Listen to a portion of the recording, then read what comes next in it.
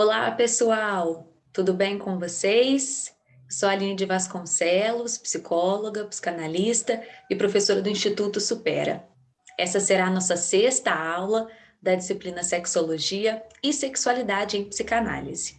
Lembrando que o material que eu estou prestes a compartilhar com vocês, como eu sempre faço em todas as aulas, junto com essa videoaula, vai estar em breve disponível no portal do aluno, na plataforma digital do Instituto Supera. Em caso de dúvidas, é só vocês buscarem a mentoria, inclusive para vocês conseguirem ter acesso a materiais, slides de disciplinas anteriores que eu já ministrei. Como sempre, eu vou compartilhar os slides dessa aula com vocês.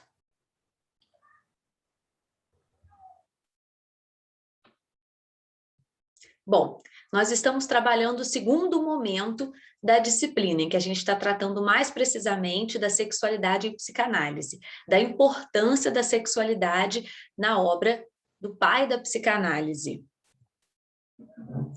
Hoje nós vamos falar sobre Édipo e castração em Freud, que é um processo psíquico, psicológico, no desenvolvimento do sujeito, que é atravessado pela questão da sexualidade, e nós vamos entender melhor um pouquinho a partir de agora.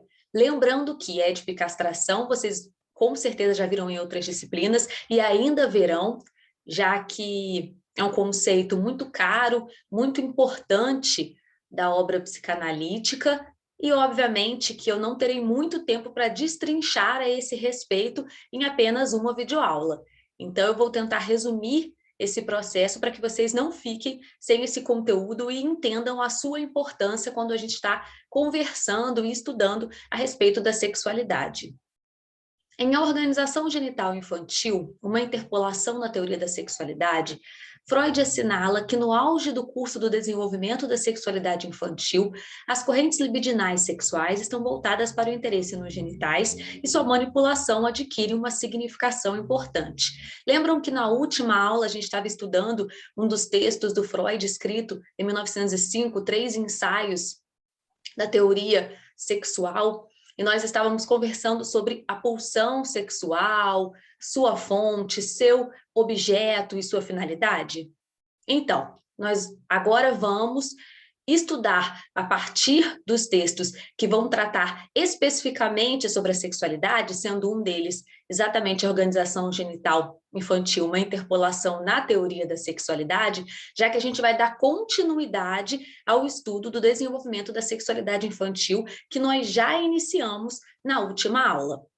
O que Freud está querendo dizer nesse texto de 1923? Que as correntes libidinais, ou seja, a pulsão sexual da criança, ela está voltada nos genitais. E aí, quando ele diz genitais, é genitais mesmo, nos seus órgãos sexuais e na sua manipulação. Algo que a gente também já veio conversando na última aula. Quanto ao investimento libidinal sexual, a zona erógena do menino é o pênis e a da menina o clitóris. Lembram que a gente viu as zonas erógenas, que são partes do corpo, órgãos, em que a pulsão sexual ela se faz presente como uma fonte, tá? Então, essas zonas erógenas, elas são fonte da pulsão sexual a partir aí da excitação desses órgãos ou partes do corpo. Todavia, para ambos, somente o genital masculino, o pênis, desempenha o papel principal, bem como o interesse nos genitais e na atividade a ela relacionada, o que caracteriza a fase fálica. Portanto, não há uma primazia genital, mas sim uma primazia do falo. Existe uma única genitalidade que é em torno do falo e não do órgão genital. Aqui o pênis está sendo representado pelo falo, que vai ser justamente o seu representante no inconsciente, o seu representante psíquico. O que o Freud está querendo dizer é que nesse momento do desenvolvimento da sexualidade infantil, na fase fálica, há justamente uma primazia fálica, ok? Lembrando que na última aula a gente também começou a ver as fases de desenvolvimento da sexualidade infantil, a fase oral, a fase anal e agora a fase fálica, que é onde nós vamos conseguir estudar mais precisamente o Édipo e a castração, esses fenômenos. Elizabeth da Rocha Miranda, em sua tese de doutorado intitulada O Gozo no Feminino, faz referência à primazia do falo, considerando sua anterioridade em relação ao pênis e ao clitóris, descrita como uma função e um papel designado pelo falo. Nos primórdios do patriarcado, o falo já era representado em pinturas e esculturas como um objeto sagrado, venerado nas cerimônias de iniciação aos antigos mistérios. No Antigo Egito, a origem do humano e a polaridade masculino e feminino são representadas pelo mito de Osíris e Ísis. O falo perdido de Osíris, símbolo da castração, é reconstruído em estado de ereção e, por ordem de Ísis, levado aos templos sagrados para ser venerado pelos sacerdotes como símbolo de fecundidade e potência. Então, eu estou trazendo aqui um pouco do surgimento desse falo, porque que Freud utiliza essa expressão, que não é uma criação, não é uma invenção do Freud, já existia essa significação anterior a ele. Freud salienta que o menino, sem dúvida, percebe a distinção entre homens e mulheres, mas que de início não a relaciona com a diferença genital. Para este, é natural supor que todos os seres vivos, humanos e animais, possuem um órgão genital como seu próprio. Todavia, ao visualizar o órgão genital da menina, uma irmãzinha ou uma companheira de brinquedo, o menino se vê diante da descoberta. Não sei se vocês já tiveram a oportunidade de estarem perto de crianças quando elas descobrem que o seu órgão sexual, o seu órgão reprodutor é diferente do coleguinha. Geralmente eles ficam surpresos, homens e mulheres, principalmente os homens, que eles acreditam que as mulheres também possuem um pênis, o falo. No texto A Dissolução do Complexo de Édipo, Freud afirma que, como o interesse do menino está direcionado para o genital masculino, este o manipula com frequência, o que provoca a insatisfação dos adultos que desaprovam tal comportamento. A gente também já observou isso, se eu não me engano, na última aula da sexologia, em que a gente tratou a respeito dessa manipulação, inclusive em espaços públicos, nas escolas, como os educadores, os coordenadores deviam lidar com essa situação. Essa não aprovação aparece sob a forma de ameaças mais ou menos diretas e mais ou menos brutais que essa parte do corpo que tanto valoriza lhe será retirada. Lembrando que essas ameaças, elas não necessariamente são ameaças reais, verbais, de castração, mas a partir justamente das broncas, ao chamar a atenção da criança que está manipulando com frequência, isso acaba sendo representado no inconsciente. Lembrando que sempre que a gente estiver tratando de Édipo e castração, a gente aqui usa metáforas, a gente aqui usa essa linguagem para ficar mais fácil, para ser algo didático, mas todo o processo ele acontece a nível inconsciente, a nível psíquico. A percepção da castração da menina, juntamente com a angústia de castração provocada pela ameaça de perder o órgão genital, é o que possibilita ao menino a realização da sua própria castração, de sua falta fálica, o que é responsável pela destruição da fase fálica no menino. A esse respeito, Miranda escreve: o falo simboliza a falta que constitui o sujeito do inconsciente e a recobre de sentido. Por isso, a diferença anatômica entre os sexos vem significá-la no registro do sexual. Este é o papel designado pelo genital masculino e a função desempenhada pelo falo, o que determina para cada sujeito sua relação com a castração. Sobre isso, Miranda explica: a mulher não pode significar a falta marcada pela castração no registro sexual da mesma maneira que o homem. Lembra que eu já tinha comentado também que no inconsciente não existia diferença sexual, registro sexual. Isso no sentido de genitalidade, de órgão sexual, de órgão reprodutor. Mas existe sim uma diferença psíquica. E essa diferença psíquica que vai separar, que vai dividir masculino do feminino, é uma diferença psíquica em torno do falo, ok? Então, a marca da castração, ela não é significada, ela não é simbolizada por homens e mulheres da mesma forma em decorrência do falo, da presença ou da ausência de uma castração que ela é antecipada ou de uma castração que ela é marcada, que ela é uma castração temida. Então, essa é a diferença, uma castração que já foi executada para uma castração ameaçada. Mas nós vamos entender melhor como isso acontece. Ainda na fase fálica, durante a formação do complexo de Édipo, no que se refere ao investimento libidinal sexual, a mãe, entende-se por quem exerce essa função, é o primeiro objeto sexual tanto do menino quanto da menina, que enxerga o pai como rival a ser destruído na disputa pelo amor da mãe. Então, a mãe é, tanto para o menino quanto para a menina, o primeiro objeto de amor e desejo, é aquele objeto primordial por quem a criança vai investir sua pulsão sexual, ok? Vai haver um investimento libidinal sexual na figura dessa mãe como o primeiro objeto de amor e desejo da criança. Freud assinala: o complexo de Édipo oferece à criança duas possibilidades de satisfação libidinal sexual, uma ativa e uma passiva. No texto O Fetichismo, Freud reitera a recusa do menino ao fato de ter percebido que a mulher não tem pênis, uma vez que tomar conhecimento da castração da mulher faz com que a posse do seu próprio pênis esteja ameaçada. Então, quando o menininho vê que a menininha não tem pênis, ele já imagina que ali houve uma castração real, que aquela ameaça ela é real de perder ali o que lhe é tão caro, o que lhe é tão precioso.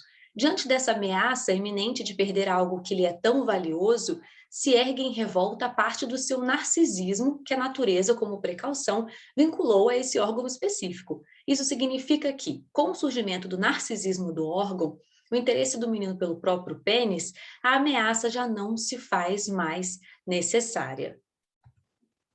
Freud destaca que a constatação feita pelo menino de que as mulheres são castradas e o reconhecimento da possibilidade da castração como punição, justamente por estar ali manipulando o órgão, põe fim às duas possibilidades de satisfação sexual. Quais são as duas possibilidades de satisfação sexual? É justamente o desenvolvimento do Édipo, né? Identificação materna e identificação paterna. Já que ambas têm como consequência a perda do pênis, a masculina como punição e a feminina como pré-condição. No momento a gente está vendo a masculina como punição, mas para frente a gente vai ver a feminina como pré-condição, a castração como pré-condição.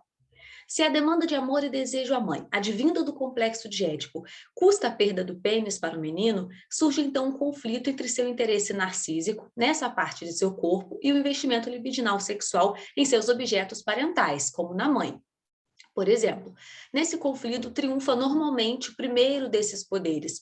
O eu do menino, o ego do menino, volta as costas ao complexo de Édipo.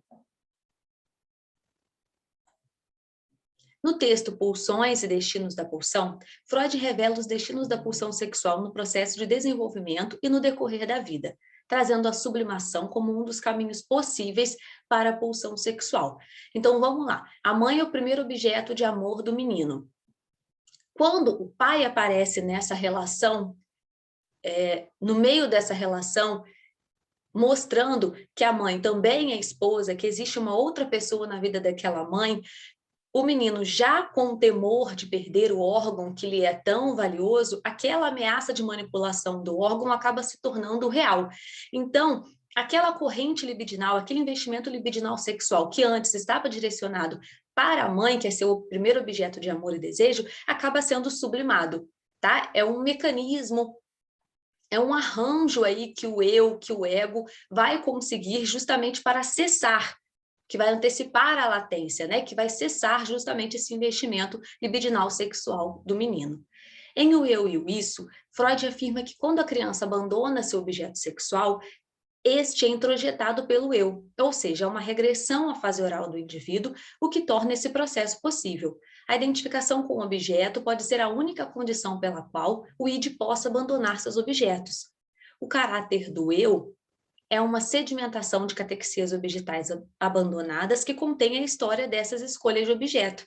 Essa transformação da libido do objeto em libido narcísica significa manifestadamente um abandono dos objetos sexuais, uma dessexualização e, portanto, uma espécie de sublimação. Ou seja, a figura materna, esse desejo, né, essa corrente libidinal sexual que estava direcionada para a figura materna, ela acaba havendo uma dessexualização, ou seja, esse objeto deixa de ser um objeto considerado para a criança, considerado para o menino, como o primeiro objeto de amor e desejo, isso através da sublimação.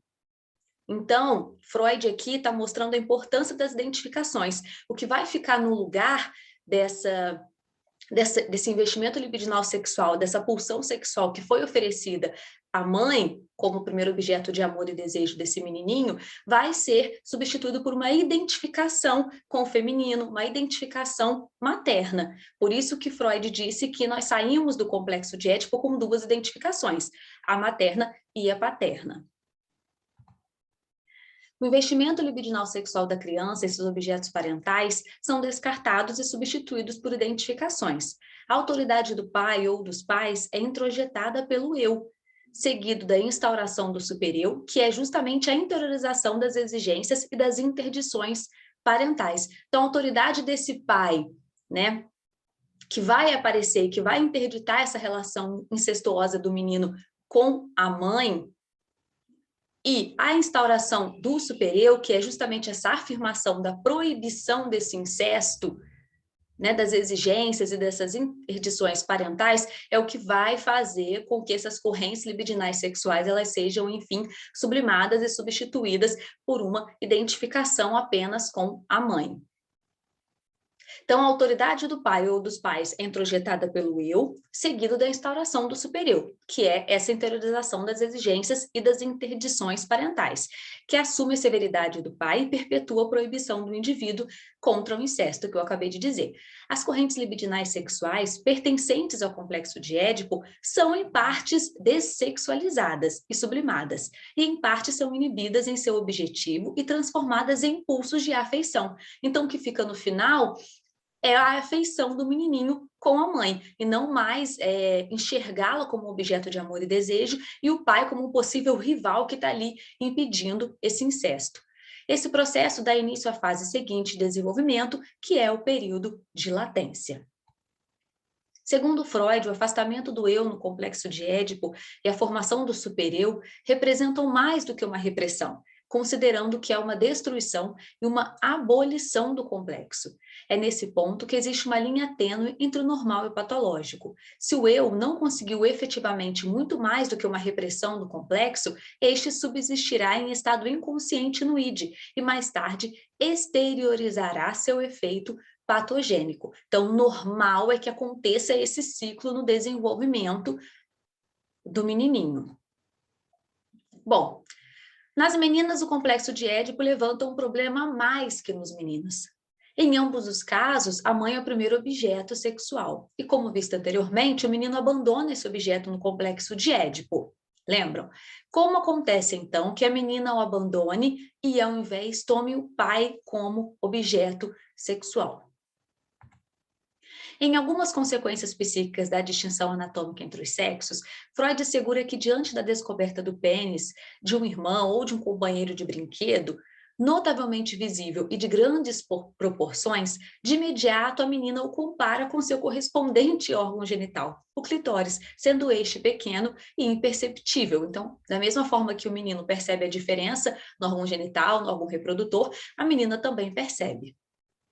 Seguindo as linhas da fase fálica, perceber que lhe falta o pênis não significa que irá aceitar tal fato com facilidade. Pelo contrário, se sente injustiçada e cai vítima da inveja do pênis. Uma mulher, após ter se dado conta da ferida ao seu narcisismo, desenvolve como cicatriz um sentimento de inferioridade.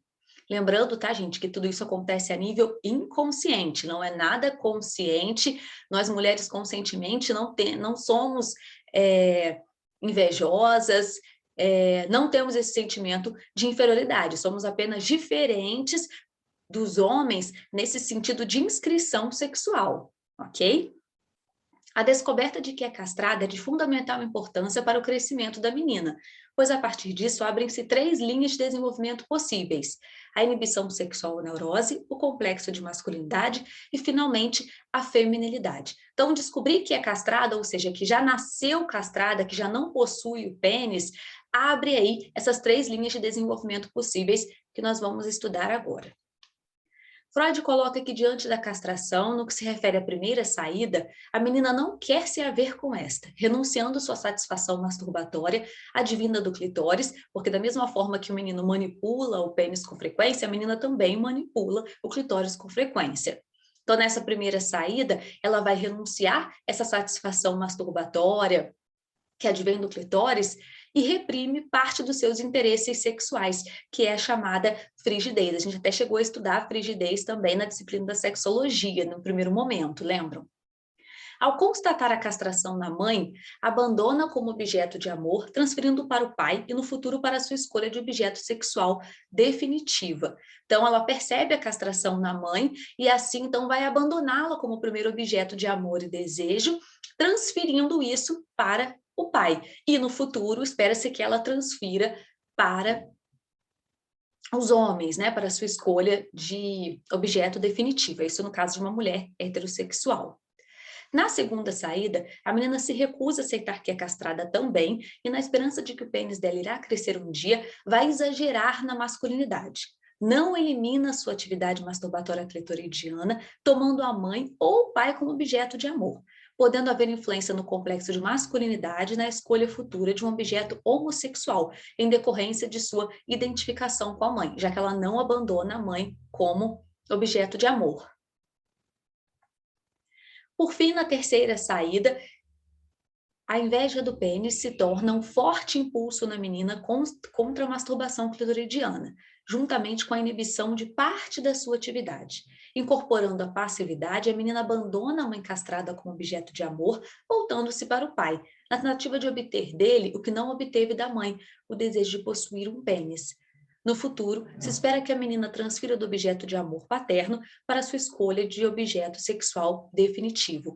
Então, é justamente nessa terceira saída, que é o que acontece na maioria dos casos, que a menina ela vai transferir de objeto de amor materno para o paterno. Ao observar a castração na mãe, ela se volta contra a mãe e espera que o pai consiga lidar aquilo que ela não conseguiu com a mãe, aquilo que ela já nasceu sem.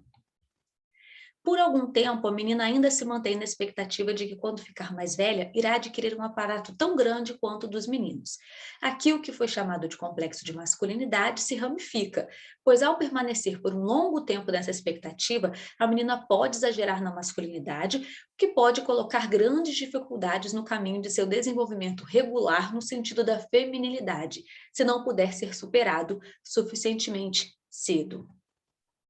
Freud elucida que a menina não considera sua falta de pênis como sendo um caráter sexual, ou seja, não estende essa condição às mulheres adultas.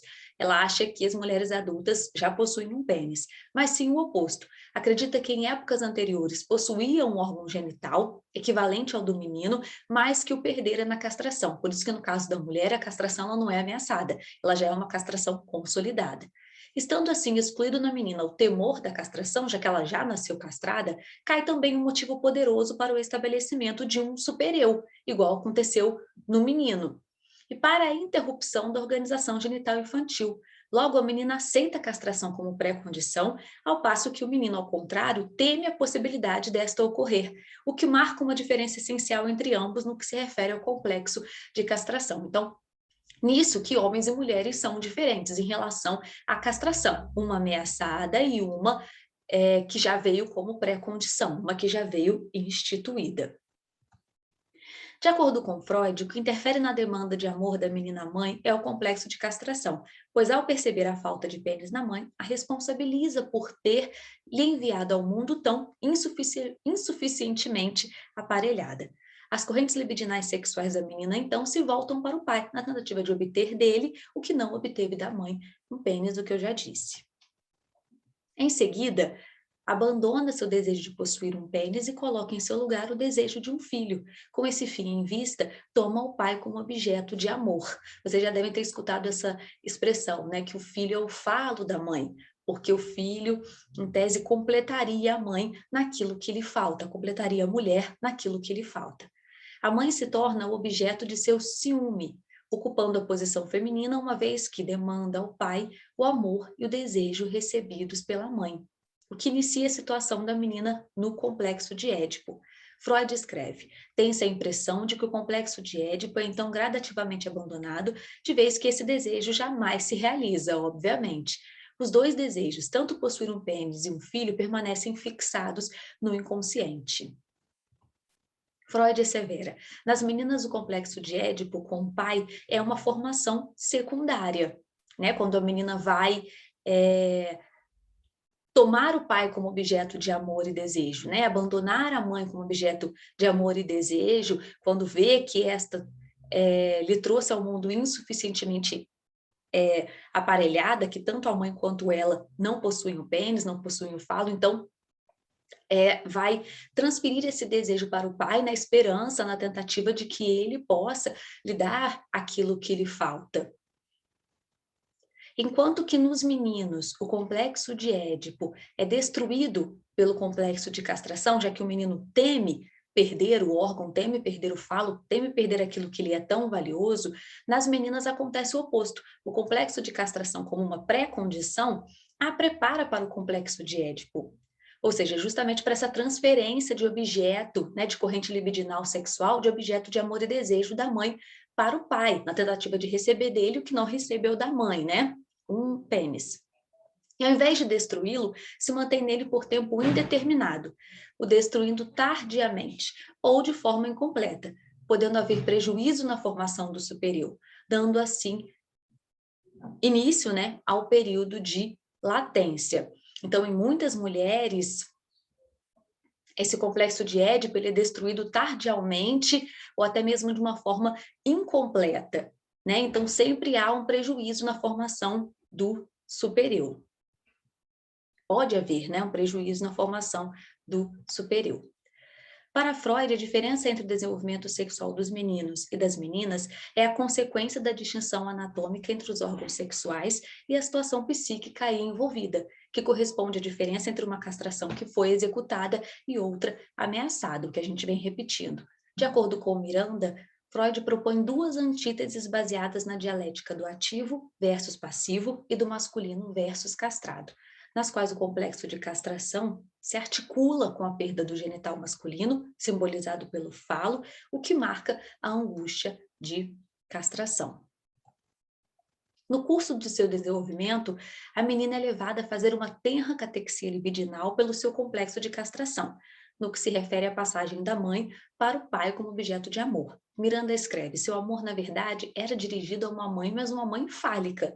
Diante da descoberta da falta de pênis na mãe, a menina deixa cair como objeto de amor, a desvaloriza e a odeia. Freud reconhece que é precisamente nas mulheres que o temor da perda do objeto sexual parece ser mais efetiva, o que altera sua descrição acerca do determinante da angústia nas mulheres, no sentido de que não se trata mais de sentir a necessidade do próprio objeto ou de perdê-lo, mas de perder o amor desse objeto. Para Miranda, a afirmação freudiana de que a menina não sofre a angústia de castração não impede, como o próprio Freud diz, que a ameaça de ser privada do objeto de amor seja para ela bastante eficaz quanto a castração. Então, não só a perda daquilo que ela não tem, a angustia, mas também a perda do amor do objeto, né? Não só a perda do objeto em si, mas a perda do que ela significa para o objeto, né? De ser o desejo daquele objeto, também a angustia. Bom, e qual que é a importância do complexo de Édipo na clínica psicanalítica? Por que é importante a gente estudar o complexo de Édipo, o complexo de castração na clínica psicanalítica? O complexo de Édipo é uma situação, um momento da formação do sujeito. Segundo Freud, é um processo de socialização, de humanização e, sobretudo, de reconhecimento do sujeito em relação ao seu próprio desejo, logo, em relação ao seu próprio inconsciente. Freud descreve o complexo de Édipo como uma espécie de encruzilhada, que vai nos dizer a forma como a criança vai integrar simbolicamente a falta que nos constitui enquanto sujeitos, a leitura do outro, do lugar desse outro, suas relações sociais com a mãe, com o pai e a relação, inclusive, da mãe com o pai. Envolve a maneira como essa criança vai reagir a processos como, por exemplo, o desmame, a chegada ao reconhecimento da presença de um irmão, de que não é o objeto máximo do desejo do outro, entre outras questões. É também um momento de identificação parental e de escolhas ou orientações de desejo. O desenvolvimento do complexo de Édipo também tem uma função estrutural muito importante, já que nos proporciona o entendimento das psicopatologias, não no sentido da doença, tá, gente? Mas os modos de ser de cada sujeito, enquanto ser de linguagem e na relação com o outro. O complexo de Édipo, então, não deve ser compreendido como algo que normaliza, que vai determinar subjetividade, uma em relação à outra, de forma que aquilo que não segue a cartilha edipiana está fora, ou seja, como uma espécie de um ciclo que precisa ser completado daquela forma, senão há algo de errado com aquele sujeito, ele sofre de alguma patologia. Então, o complexo de Édipo não deve ser compreendido como algo que normaliza determinada subjetividade em relação à outra, de forma que aquilo que não segue a cartilha edipiana está fora, é então desviante patológico. Não é assim que a psicanálise trabalha. Então, gente, todas essas questões, né, do complexo de Édipo, tudo que eu acabei de dizer, isso vai aparecer na clínica, já que nós estamos ali trabalhando sujeitos, né, sujeitos do inconsciente, todos nós atravessamos o Édipo, é um processo universal, então por isso a importância de estudar o Édipo, e nós vamos ver nas próximas aulas, vai ficar mais claro ainda o porquê de estudar o Édipo enquanto sexualidade, já que nós saímos com essas duas identificações, tanto a masculina quanto a feminina. Por que que o Édipo ele vai ajudar no processo, por exemplo, da nossa escolha de objeto sexual quando nós somos adultos?